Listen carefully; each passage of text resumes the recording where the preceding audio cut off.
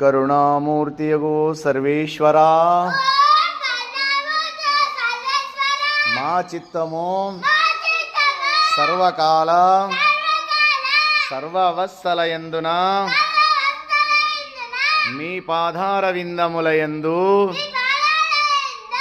లగ్నమై అచంచలమైన భక్తితో కూడి ఉండునట్లు అనుగ్రహింపుము.